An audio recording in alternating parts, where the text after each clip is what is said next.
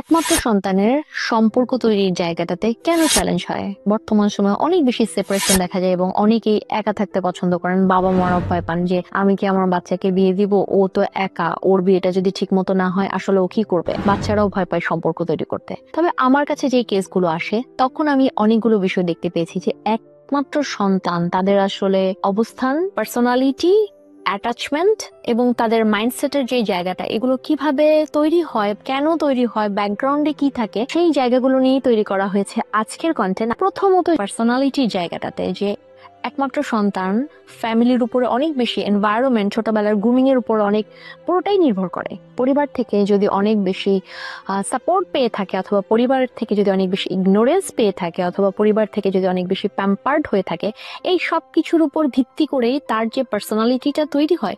সেখানে ইন্ট্রোভার্ট হলে সে যেরকম একদম সোশ্যাল স্কিল জিরো, এক্সট্রোভার্ট হলে সে যেরকম অনেক বেশি দুনিয়াটা তার, এই জায়গাটাতে একদম ডিফারেন্ট। আবার নার্সিসিস্ট হলে সেটাও কিন্তু অনেক বেশি এক্সট্রিম, মানে তার পার্সোনালিটির জায়গাগুলো অনেক বেশি এক্সট্রিম হবে, সেটাই স্বাভাবিক। নার্সিসিস্ট হলে যেটা দেখা যায় যে তার যেই বিষয়গুলো ছাড়া বাকি পৃথিবীতে কাউকে সে কাউন্ট করছে না এবং কোনো ফিডব্যাক নিয়ে সে চেঞ্জও হচ্ছে না, কারোর জন্য কিছু করতেও চাচ্ছে না, সেই জায়গাটা অনেক বেশি প্রকট। এবং এইটার সাথেই এখন বর্তমান সময় অনেকেই অনেক বেশি একমত হবেন যে সম্পর্ক তৈরির জায়গাটাতে অনেক বেশি নার্সিসিস্ট, এই ওয়ার্ডটা কেন এত বেশি প্রমিনেন্ট, এবং সেপারেশনের ক্ষেত্রে সবাই কেন পার্টনারকে বলে যে ও একটু নার্সিসিস্ট টাইপের, বা ওর মধ্যে অ্যাট্রিবিউটটা ছিল যার জন্য আমি তার সঙ্গে থাকতে পারি না, ও আমাকে বুঝতোই না, বুঝতে চাইতোই না, আমাকে সাপোর্ট করতো না। দ্বিতীয়ত যে বিষয়টা, সেটা হচ্ছে যে তাদের সেন্সিটিভিটি। এই সেন্সিটিভিটির জায়গাটাও এক্সট্রিম, কারণ হচ্ছে যে তারা হয় কাইন্ড হলে কাইন্ড, যদি রুড হয় সেটাও অনেক বেশি রুড। যেমন এগ্রেসিভ, যেমন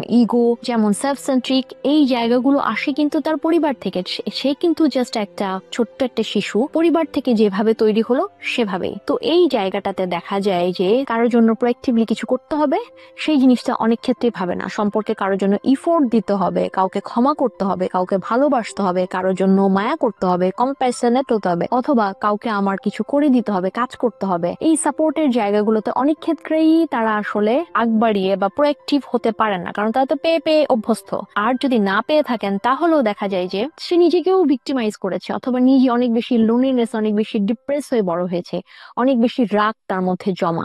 তো এই ব্যাপারগুলো, এই সেন্সিটিভিটিটাও অনেক বেশি তার কাছে প্রমিনেন্ট। তৃতীয়ত যে বিষয়টা, সেটা হচ্ছে অ্যাটাচমেন্ট এবং ট্রাস্ট ইস্যু। দেখা যায় যে সম্পর্ক তৈরি করতে গিয়ে যেহেতু একা বড় হয়েছে, সবাইকে হয় সন্দেহ করছে, অথবা সবাইকে অনেক বেশি বিশ্বাস করছে। তো এই অ্যাটাচমেন্টের জায়গাটাতে তার যেরকম চ্যালেঞ্জ হয়, এই চ্যালেঞ্জের কারণেই দেখা যায় যে ছোটবেলায় হয়তো তার কেয়ার গিভার চেঞ্জ হয়েছে, বা সে হয়তো কারো কাছ থেকে যতটা ভালোবাসার দরকার ছিল সেটা সে পায়নি। তো এই অ্যাটাচমেন্টটা তার তৈরি করতে ভয় হয় অন্য অনেক মানুষের সাথে মিশতে, বাবা মার সাথে হয়তো অনেক আউটিং বা এই জায়গাগুলোতে, বাবা মার কাছেও হয়তো বা অনেক বেশি ডিস্টেন্স, অথবা বাবা মার সাথে অনেক বেশি কানেক্টিভিটি। তো সেই জায়গাটাতে দেখা যায় যে আরেকজন পার্টনারকে, বাবা মার সাথে তার এত ভালো সম্পর্ক, সে আর অন্য কারোর সাথে এত ভালো সম্পর্ক তৈরি করতে পারছে না, অথবা তার কারোর সাথেই সম্পর্ক তৈরি হয়নি, সে এত একা যে কারোর সাথে সেই সম্পর্ক তৈরি করতে পারছে না। মানে অ্যাটাচমেন্ট ইস্যুটা অনেক বেশি প্রকট হয়ে যায়। যেহেতু ট্রাস্ট ইস্যুস এবং অনেক বেশি ইমোশনাল, এক্ষেত্রে আবার আরেকটা জিনিসও দেখা যায় যে তারা সহজেই নিজেকে গিল্ট করছে, সহজেই ডিপ্রেস হয়ে যাচ্ছে, সহজেই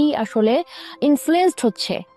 এই বিষয়গুলো অনেক বেশি প্রকট থাকায় তাদের সম্পর্ক তৈরি করতে চ্যালেঞ্জ হয়, এবং একা থাকা সন্তানরা অনেক ক্ষেত্রেই পার্টনারকে একসেপ্ট করতে পারে না, পার্টনারের সঙ্গে অনেকদিন থাকতে পারে না, বা পার্টনারের সঙ্গে একটা সহজ সম্পর্ক তৈরি করতে পারে না। আপনি যদি একা হয়ে থাকেন, অথবা একা কোনো সন্তানকে বিয়ে করে থাকেন, তার সাথে সম্পর্ক তৈরিতে যদি আপনার চ্যালেঞ্জ হয়ে থাকে, তা এক্সপার্ট ওপিনিয়ন নিয়ে আপনি সম্পর্কটা সুন্দর করতে পারেন। আমি হুরের শিশির কাজ করছি সম্পর্ক এবং বিয়ে নিয়ে। কাজের এক্সপিরিয়েন্স থেকে আমার কন্টেন্ট গুলো তৈরি করা। ভালো লাগলে লাইক, কমেন্ট, শেয়ার করে স্প্রেড করতে পারেন বন্ধু মহলে। আর রেগুলার আমার কন্টেন্ট পেতে চাইলে ইউটিউব হুরের শিশির চ্যানেল সাবস্ক্রাইব করে নিতে পারেন, টাইমলি আমার কন্টেন্ট গুলো পেয়ে যাবেন।